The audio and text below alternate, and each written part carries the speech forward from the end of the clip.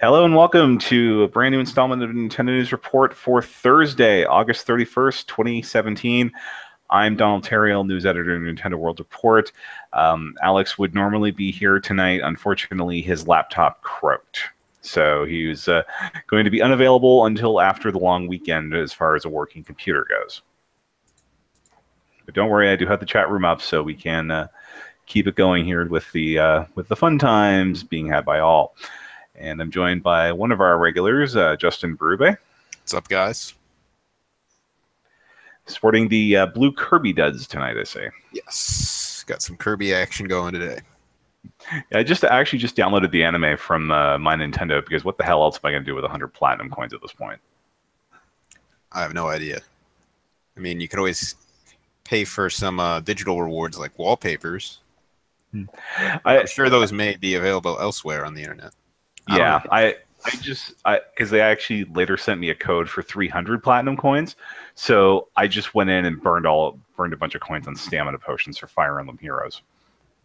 All right, because there's some grinding to do tomorrow, especially with the free hero.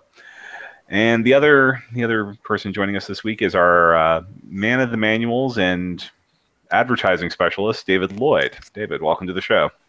Thank you for having me. Yeah, so and you can see there that some samples of David's work, you can find those on our Patreon, patreon.com/NWR for the exclusive stuff, and it gets posted about a month later on the main site. Better than a boring white wall. Absolutely. So let's kick off here. Unfortunately, we have to kick off with some very tragic news. On Monday night, we received word that on November the 8th of this year, barely 5 years after it was born, the Miiverse will be shutting down. Rest in peace. There were some who had an inkling that this was coming with the slipstreaming of the "Hey, we're shutting Miiverse down" message into that last random Wii U firmware update from a few weeks ago. And really the writing was on the wall with Miiverse, with what not being included on the Switch, but Nintendo, of course, citing that, people use other forms of social media now to get their message across. Yeah, I think people did before Miiverse too, but yeah, but leave the memories alone. We'll always have, why can't Metroid crawl and the water guy, but I just find it kind of weird that they shut it down this early, considering it is still a core function of a system that they are promoting, even if it's not on the Wii U. It is on the 3DS, and for people that are still playing things like Mario Maker and Splatoon, the taking away Miiverse is going to reduce a lot of the functionality of those games. Yeah, I'm not quite sure what's happening to Mario Maker. They kind of said that they'd talk about that in the future, but the levels would still be playable. You just couldn't comment on them or something. Yeah, because the comments all go through Miiverse, but I think they indicated that there would be a software update for Super Mario Maker before November 8th, which will allow you to upload levels either way. Mm-hmm. Yeah, I mean, personally, I'm kind of sad about it because from a historical standpoint, you'll never be able to go back and look at these games with the same lens of clarity as to what the functionality was. So it's going to leave a lot of games with this hole, and it'll be a different size hole depending on the piece of software, but the functionality was pretty important in a lot of these titles. Yeah, I mean, you have the game like Mario versus Donkey Kong Tipping Stars, where you're no longer going to be able to get 100% completion in the game after November the 8th. Yeah. Because what they have in game for the stars that you unlock is not enough to actually unlock everything. Yeah, and that stuff reminds like me a lot of Metroid Prime 3 on the Wii when they got rid of Nintendo Wi-Fi connection. Yeah, because the friend stuff, the friend tokens, I think is the term they use for it. Yeah, something like that. And that would allow you to unlock some of the special stuff within the game, and you can't do that anymore. So it's almost like the same thing, and it sucks. Yeah. So, go ahead, David. I was just gonna say that's really the only thing that I would miss is the functionality, because the social media aspect of it, I never looked at it once, personally. Like they said, with Twitter, Discord, that sort of thing, like it's won't miss that part. But No, I never really went and checked Miiverse outside of the games they were functioning in very frequently. Maybe just to get some quick My Nintendo coins and then right back out.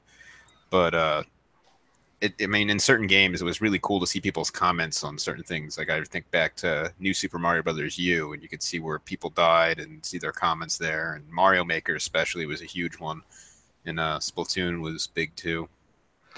Yeah, and I mean, they integrated that into Splatoon 2, especially with the stuff you're seeing in the main plaza now.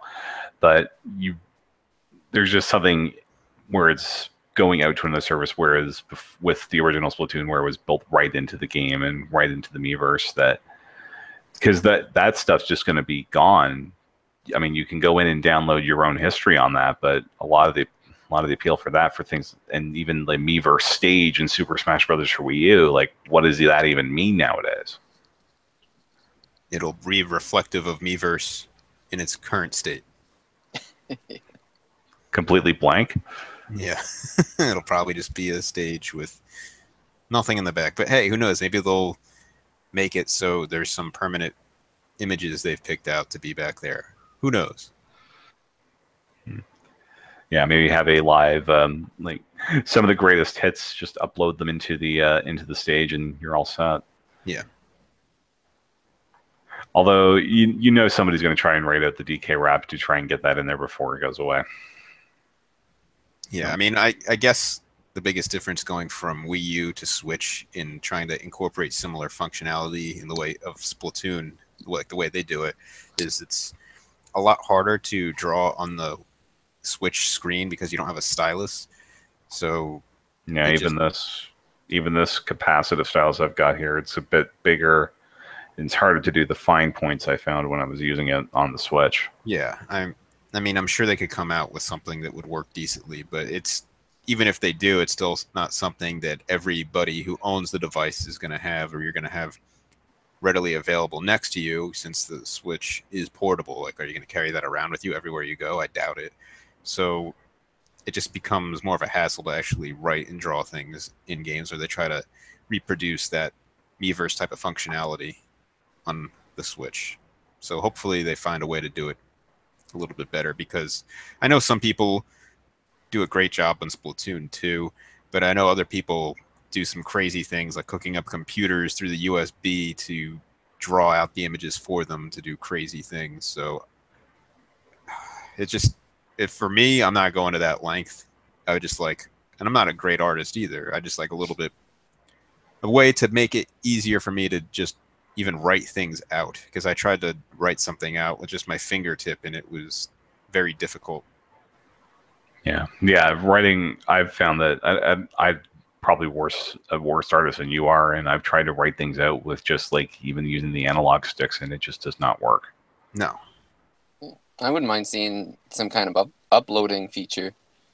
Like if you let people draw, then it's no less risky than allowing people just to upload things JPEGs or whatever, created on your iPad or your laptop or whatever, transferred over. I mean, or if they could, it's the Nintendo app is collecting dust on my phone now, so why not throw an uploader in there? That'd actually be a really good idea. I wonder if that's something that might come in once it is like a paid thing, once the paid online is live, because I'd like to think that they've considered that, but just haven't put it in yet for whatever reason. Yeah, that would be a nice feature. Yeah. So just looking at the chat here, Terry Goblin, very curious as to why Brain Age on DSiWare is trending in the 3DS eShop charts. Is Brain Age just that big in Japan that it would be that like the express versions are going to show up on the top sellers? Yeah, I don't understand why they'd be trending now out of nowhere. So maybe there's something to look at there, but I have no idea. Just hearing about this now. Maybe it's one of the Nintendo coin deals. Yeah, that could be it. That sad thing is that might be an improvement. Although they said never mind. It's the Wii U eShop. So that would make sense because I mean you have the full brain age there, and it's probably one of the cheaper DS games on the service. So yeah, One, but one we'll person booted probably up have. their Wii U and bought that. That's why it's trending. Hey, You know what? You're probably right. I still play my Wii U. All right, what are you playing on your Wii U then, David? Because Super Smash Brothers. Right, yeah, figured that. Because I honestly haven't booted anything outside of the eShop because I have to in about 4 or 5 months. Well, and that's weird. I was gonna say my kids absolutely love Super Smash Brothers too. My son just discovered that you can make your own arenas. Yeah, and that's gonna go away with Miiverse going down. Maybe not. Oh, I was thinking about the next Smash, but yeah, Miiverse is gonna kill a lot of things. Yeah, it's gonna be a darn shame. So if you want to preserve your history on Miiverse, you can go to miiverse.nintendo.net. And there is a method there, if you have a Nintendo account hooked up to your network ID on Wii U or 3DS, that you can actually request your archive. So yeah, I'm going to do that. Yeah, I already did that because I don't see myself making any more posts on Miiverse. And, well, it'll be nice to have some of those screenshots and moments of glory, I guess. Yeah, the screenshot thing it sucks. That's going away for Wii U and 3DS. Yeah, because I mean, there is the image share on 3DS, but I'm not sure what the Wii U would do at this point. I don't think they that really one care. guy's going to be upset. Yeah, that water guy is going to be pissed. Yeah. Sure, he's backing up all his water comments. I'd love to imagine that was viral marketing for something. I just can't imagine what it was. I have no idea. And and Japan is apparently supporting the Wii U eShop heavily because of Minecraft. They do know that's on the Switch, right? But then again, I suppose there's probably the population of Wii U's to Switches in Japan is probably about 3-1 at this point, but that's shrinking rapidly. Yep. All right. And speaking of indie hits, the Nintendo held a big indie showcase event yesterday. About 22 minutes of nonstop games, and there may be even more coming in a couple of hours. As they're having the Nindies at night for the third year in a row at PAX West in Seattle, which means I get to stay up until about 1:30 in the morning to make sure nothing breaks. But so there was some really tentpole things that they had in the Nindy showcase. You had we have final confirmation that yes, Suda51 is making another No More Heroes game, and it looks like it's going to be No More Heroes meets Retro Game Challenge with some indie games included. Is that am I the only one who's thinking that way? I heard that, but then I also heard that it's going to be like a normal No More Heroes game, but like you go to different game worlds at the same time or something. I'm kind of confused as to what this is going to be in the end, because they didn't really make it very clear in that trailer. Yeah. So we'll see more on that. It's a 2018 release. Nothing confirmed beyond that. We do have we are working to reach out to Suda51 to hopefully get some answers as to what the hell is going on with that game. But I know if Alex were here, this would have been 20 minutes of Travis Strikes Back. Yeah, I'm sure when he gets back, he'll tell us more about it. Somehow. Yeah. So, and it turned out later that Suda was wearing a Travis Strikes Back T-shirt at the original Switch reveal. So this is about 9 months in the making. Yeah, and I saw that during the presentation, Travis himself on that one graphic was wearing a similar shirt. So that Suda knows how to play the long game. But I think the biggest thing for me, the biggest thing for me out of this was the revelation that Kentucky Route Zero is actually coming to consoles. And the Switch for about 5 minutes was the exclusive place for it. because I've heard a lot about this game. It's an adventure game series, episodic, that's been going on PC for about 4.5 years now, and the final part of it's due out next year, which is when the whole thing is going to come to consoles. But I've always been moderately intrigued by it, but I just never was able to pull the trigger on it, just because I don't know. This seems like something I'd want to play in a portable, and so the Switch will be perfect for that for me. Yeah, I don't know much about it, but I mean, the trailer was interesting, so it's something I'd look more into. Yeah, I looked up some gameplay footage of the PC version, and it was pretty interesting. I like the look of it, the graphical look. Yeah, it's certainly got a unique graphical style there. It's it's sort of cel shaded, I think, but not. It's really hard to make out where it's going with that.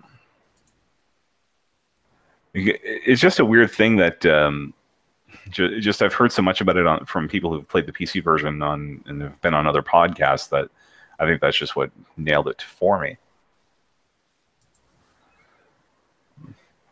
Yeah, and then they let off the video with Super Meat Boy Forever, which is a sequel to the original Meat Boy that has been on Nintendo systems before and came out in like 2009.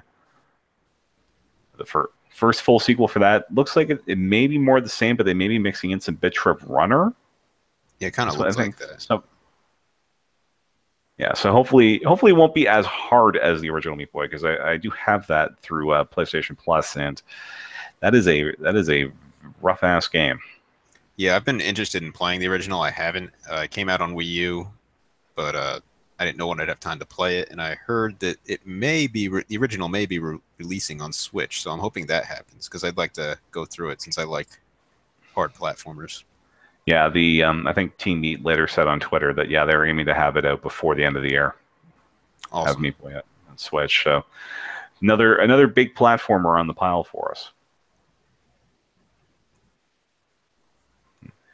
And I like the line from Cherry Goblin in the chat room saying, "Yes, we know more about No More Heroes in 2018 than we know about the Kirby multiplayer 3DS game that's coming out this year." Hey, the time will come when to reveal Kirby. Hopefully soon, because if that's going to be if that's going to be like an end of the year game for 3DS, they got to talk about it soon, don't they? Is it going to be a physical release though?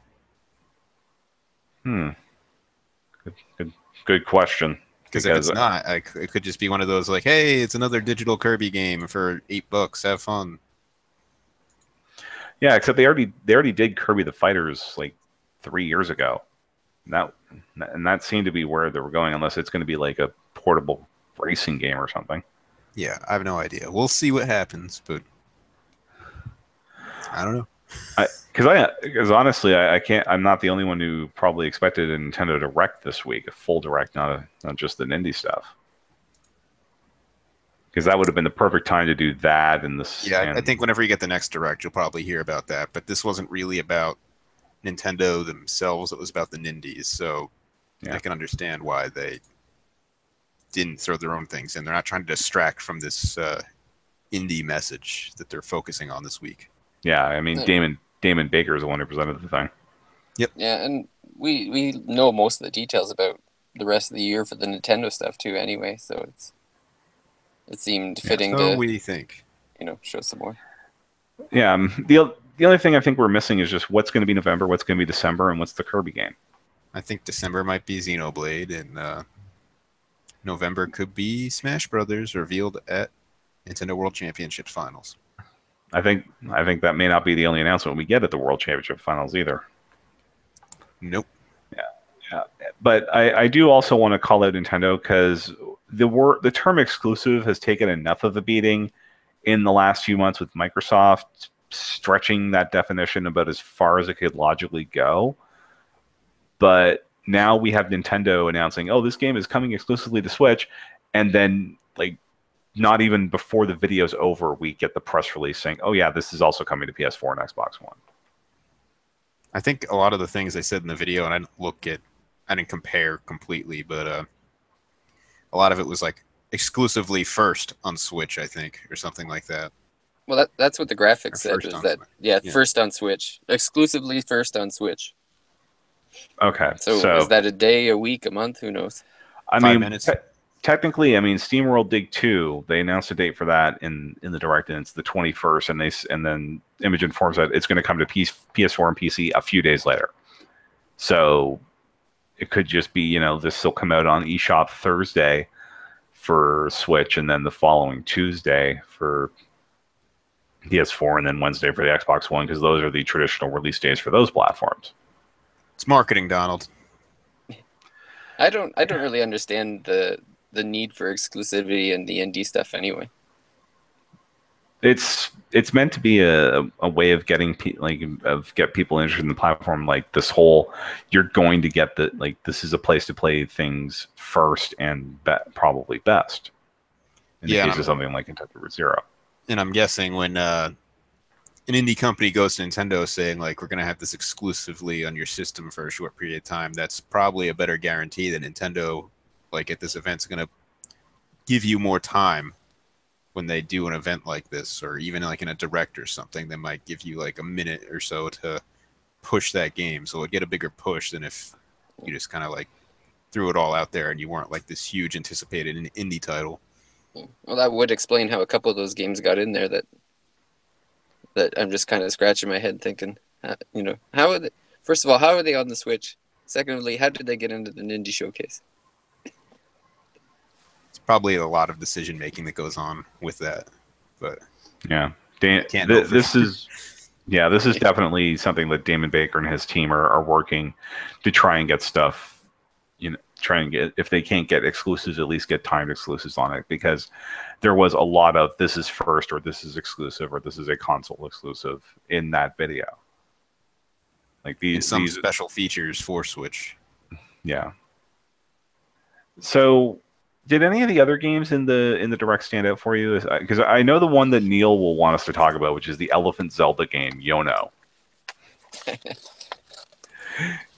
For the record, Neil has already called the review on that game, and to hell with anybody gets in his way, which he can do because he's the boss. But I'm going through the list here. The Shovel Knight update. I'm always ready for some more Shovel Knight. I was interested in Battle Chef Brigade. Yeah, it just looks like it's like so many different games in one. Like it looked like they had hack and slash and match 3 and RPG. Yeah, and a ton of anime. Yeah, I played that at PAX East this year because they had the demo for it running on a PS4 there, and that is pretty much what you said, David. But that is it works. I don't know what it is about that game, but I think that game was one of the best things I played at PAX East, and that includes ARMS. Yeah, well, it kind of just scratches each genre a little bit, you know. Yeah, I'm also looking forward to Golf Story. Yep. Looks like Mario Golf, the way I want Mario Golf to be, again. Well, it's funny too. I noticed on our sign-up sheet for the reviews that I think Golf Story was leading the way with the most people signing up for that one. I don't know if it's just like if people really want that golf RPG and just haven't gotten it in a while. But it's sort of because it's instead of the what we saw with Mario Golf on 3DS, it's more of a traditional 2D game, which granted that you see that a lot on the indie scene, but yeah, and I'm not really interested in it, but I just want to say I've already beaten this game in my own life. Mom hid my game. Yeah. Well, that's one of those games that I was curious that got in there because it just seems so basic, you know. But maybe there's more to it. I don't know. Yeah, that seems like a game that's going to have a lot of hidden depth to it, and it is published by one of the larger indie publishers, Kemco. So that may be why it got in there. And then you have something like Dragon Marked for Death, which is from Inti Creates, who we know they've done great work on the Switch, and they just put out the Gunvolt Striker Pack today. And they're apparently seeing enough success on the Switch that they're going to ride that as long as it'll go. Especially with an original 4-player RPG. Inner Space looked a little interesting to me too, with the, I guess you're flying an airplane through like some, I don't know if it's space or environments or just something colorful.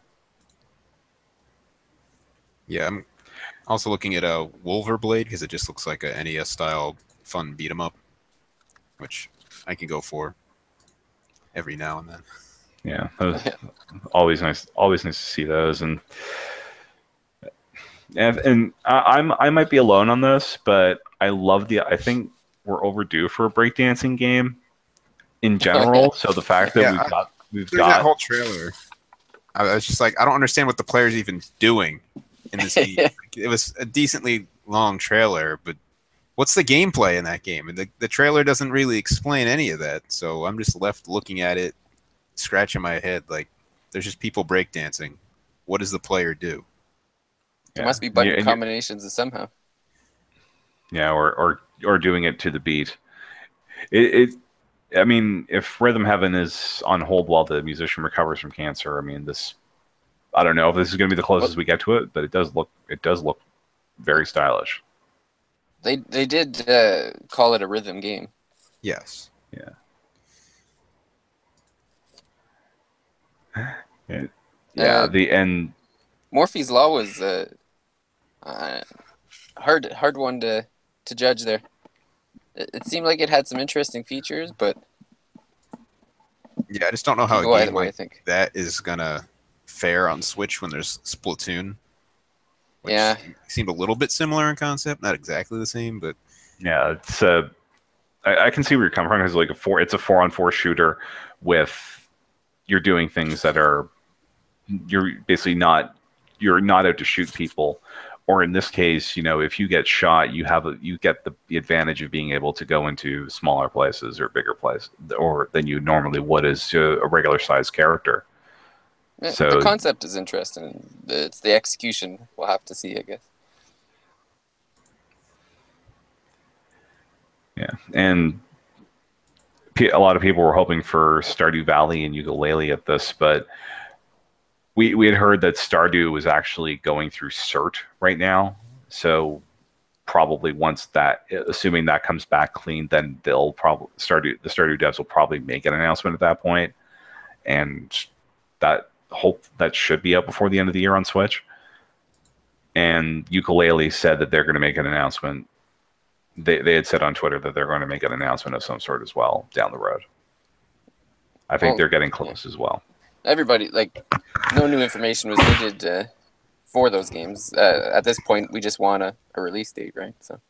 Yeah, and those games are known quantities anyway. Although they're still doing updates for Yooka-Laylee on other platforms that are going to be rolled into the Switch version. And I think, and Team 17, who was publishing that, they announced another game afterwards, the Worms game. And the copy editors immediately had a fit because of the missing period. Yeah. WMD. Yeah, I added that game to the site, and I'm just like, is that a typo? And I'm looking at the artwork, and it doesn't have a period at the end of the D, and I'm just like, okay, this is weird.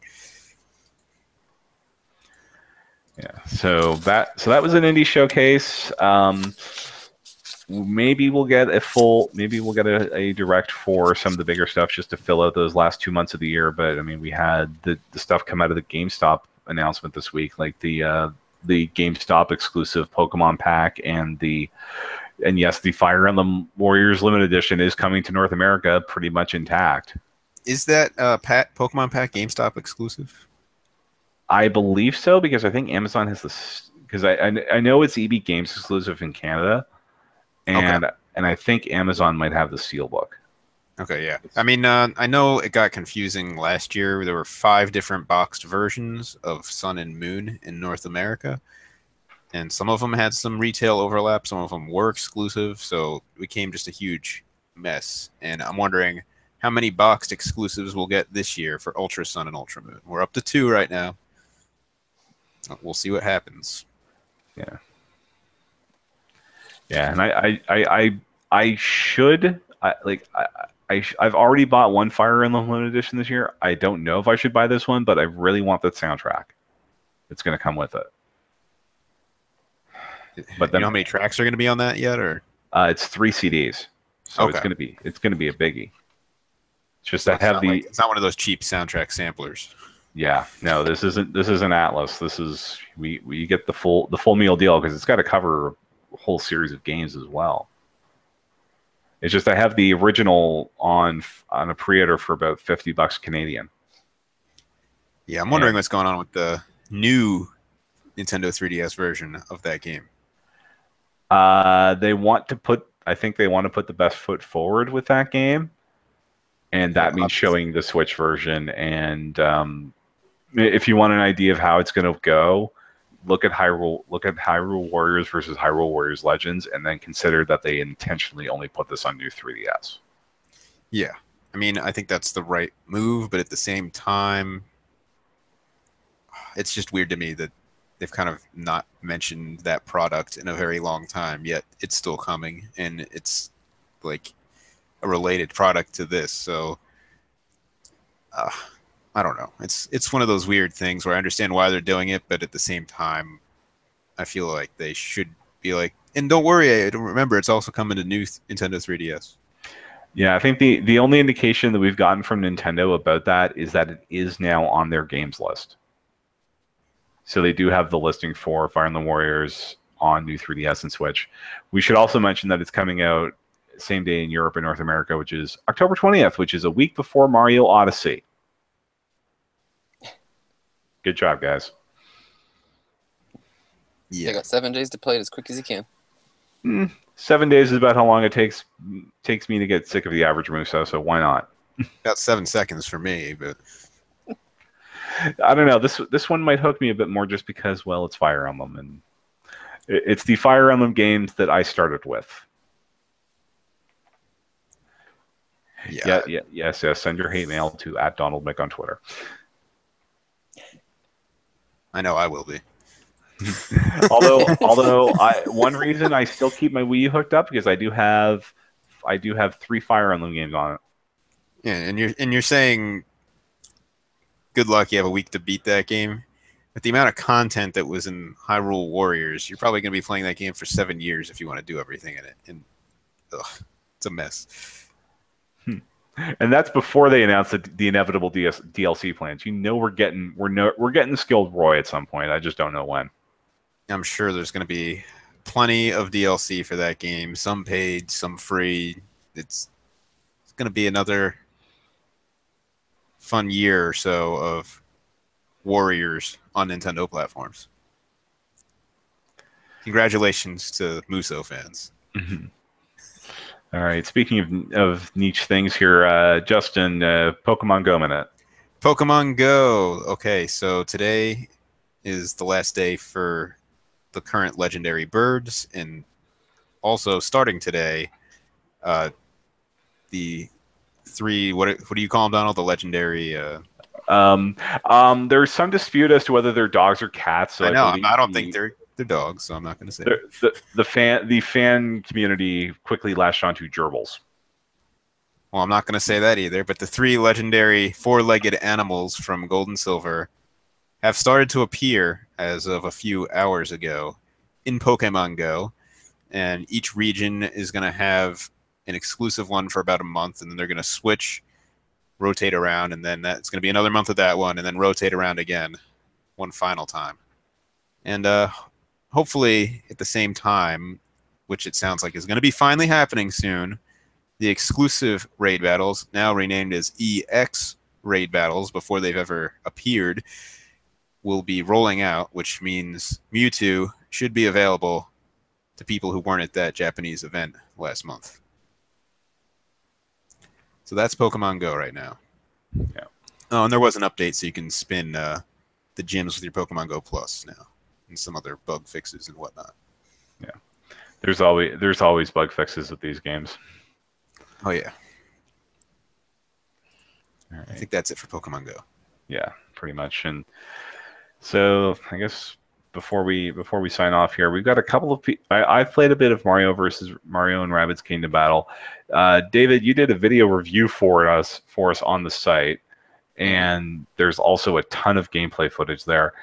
Is it still holding up for you now that the review's out in the wild?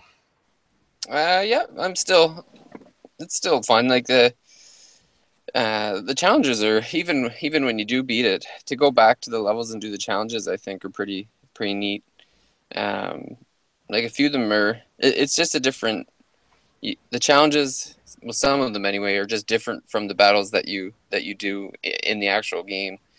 I think I clumsily tried to describe one in the video review where I think you go back to the ancient garden. I think it's the third or fourth challenge, and basically the point of the challenge is that you got to put one of your characters in that range where you're just avoiding enemies. But when you're looking at the challenge, there's all three of the characters are too far apart to touch each other. They're all too far apart to get to the actual spot. So you're sitting there thinking, okay, what the hell am I supposed to do? I only get one turn to get there. So it probably took me 15, 20 tries to finally figure out, okay, I've got to shoot because there's two smashers there. So you can shoot them to move them around, and then they smack you around. And I'm sure if I had, sat down and came out with a nice thought out plan, I could have done it quicker. But I'm the trial and error type, so I would just keep blasting and getting hit and restart. But it was just a more unique way to get back into the game, where it's not just blast the guys on the screen and move on sort of thing. So are any of those challenges easier to do after you've completed the game? Maybe you got some different weapons and whatnot. Yeah, well, they do become easier. Well, and they're even listed as like. There's easy, medium, hard. Like you get in there and it is listed off the bat. So I mean, even the easy ones are just still kind of easy anyway. I had done a couple. I did the Ancient Garden and actually went back and did a couple early on anyway, and they were still pretty easy, even with the weaker weapons I had. But it's just easier with the better weapons. So. But yeah, I'm still enjoying it. It's still in my circle of games that I keep going through. Right now, I'm basically rotating between Splatoon 2, Ironcast, and Mario Rabbids. So I try to play a little bit each day. Yeah, that's a very interesting. That's a very variety-filled rotation there. Those three games. Well, I got a little bit of each genre. So, but I was surprised at Mario Rabbids. I was not expecting the level of detail that was in that game. Just the amount of weapons that you get. They've even made it so that you can't buy all of the weapons in one playthrough. Like you really do have to pick and choose how you're going to battle. So you could replay the game with different weapons that have different abilities. Like right now, I've kind of stuck to the honey weapons, but it would be different to go back and do it with, say, the bounce weapons. Or the other thing is I've stuck to the original cast of characters. The Luigi, Peach, or Luigi Rabbit, Rabbit, Peach, and Mario. Like I've just stuck them out. I haven't really brought in Peach or Luigi. I've just kind of you get comfortable with them for a while, and you're just like, yeah, just keep going. They're good. They're fine. So I might do another playthrough, trying different characters. And yeah, because I'm finding that I can play this game in really short bursts, so I'm kind of glad that it's somewhat portable. But I have a hard do a couple stages then switch over to something else. Well, it's funny. I've actually found I only like playing it on the television. I don't know what about because it looks fine on the portable, but it's just I guess it's one of those games that's so nicely done that it's like I'd rather see the big screen, and then it's easier too with when you're planning out your attacks. That is just nicer to get the bigger look, Yeah, because I know Don mentioned in his text review that's on NWR as well that it does overheat, like it warms up the Switch quite severely when you're playing it in portable mode. Yeah, it doesn't take long for the fan to start going. Yeah, and I don't know if this is something that we can answer here because I personally don't know much about the enemy in question. From Tony Kaname, what's the difference between the Rabbids and the Brutals? And the Brutals are apparently a series of rabbits that are introduced in Mario Odyssey. I can probably guess that the Rabbids are more insane, but I don't know. And Because the Mario guys will forget the Rabbids ever entered their world after this game. they'll get hit. They'll get hit with the neuralizer, and that'll be all she wrote. I don't know. I've seen all the kind of hate online for the Rabbids, and I never really paid attention to them when they, like, since they've came around. And they don't really bother me in the game. Yeah, it's just I think it's everything. It's just they're being restrained a little bit when they're in this environment. It's just when they're on their own is when they get really annoying. Yeah, I could see that. I guess the other thing too is my kids were into the Despicable Me. So they're kind of, to me, they're like white minions. So it's, Yeah. whereas the Rabbids came first anyway, so they're, I suppose the minions might have been a ripoff of the Rabbids. Who knows? But yeah, that sounds about right. But I think if we're discussing the minions, we need to bail out of here. So thank you very much for watching and listening here tonight. David, thank you very much for coming out. Thanks for having me. Anything you want to plug? Well, I just posted, like you said earlier, we posted the Goner manual to our Patreon. So whoever on the Patreon would like to download that. I also have a video on my YouTube channel. It actually shows me making it this time. I know some people were trying to make the arms one, and we're getting stuck. So I've got a beginning to end video of how to cut it and staple it and put it together. And then for the general public, the arms manual will be coming out tomorrow. So look for that if you're looking for to print your own physical manual for arms. All right. And are you on Twitter anywhere that people can follow you? Yeah, I'm on Twitter. It's the handle Filtered Gamer. It's got a little picture, a link. I actually realized today that my name doesn't appear on my Twitter anywhere. So nobody may have made the connection that that's me. Okay. So if you've seen some tweets or retweets or whatever of the Filtered Gamer, yeah, that's me. Okay. I'll get my name on there eventually. Yeah, I because Inside Baseball here, I was setting up the original tweet announcement for the show tonight, and I could not for the life of me remember what your Twitter handle was. No, that's okay. Well, it's funny too because I've had a couple people like, "Oh, that's you." And I'm like, "Oh, yeah, I guess like I should do a better job of advertising that, I guess." Yeah. All right. And Justin is on Twitter at King Nintendo Fan. Follow him for all your latest on physical games and trying to make Amiibo work. Yeah, make Amiibo, Nintendo collectibles, and on Instagram too at King Nintendo Fanboy if you want to see things I've added to my collection recently. Yes. I'm around. Yeah. And I'm on Twitter at Donald Mick. I just posted a review today for the aforementioned Azure Striker Gunvolt Striker Pack. Solid games, but I don't really like to say this in the review, but holy cow, that game is expensive. Which would befit a game that's going to be getting a physical release in a couple of months. But yeah, it's wallet beware on that one. You can find most of everything we do over at NintendoWorldReport.com. If you like what we do, you can go over to Patreon.com/NWR, as mentioned, to get things like the Goner Manual, early cuts of the audio for this show, and other exclusive content, including an exclusive podcast that David and I happen to be on as we try to work toward a game of the year. And that is our show. Thank you very much, and have a good night. Later. Have a good night.